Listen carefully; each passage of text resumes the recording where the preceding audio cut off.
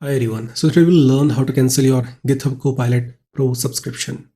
As you can see, currently I'm on github.com, and if I want to cancel my Pro subscription, I have to go to my avatar, which is on the top right corner.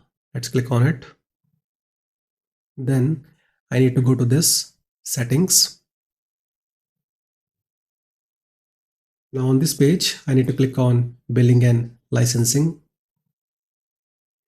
And here you can see I'm getting licensing. Let's click on it.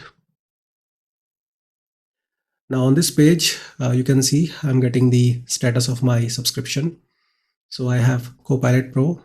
Monthly plan is $10 a month, and next payment is on April 11th. So if I want to cancel it, I need to click here. And here you can see I'm getting this option to cancel the subscription. Now if I want to cancel it, I can click here, but I want to continue. I won't cancel it. In your case, you can go ahead and click on it if you want to cancel your subscription. So I hope you understood how to cancel your Github Copilot Pro subscription. See you in the next video. Have a nice day.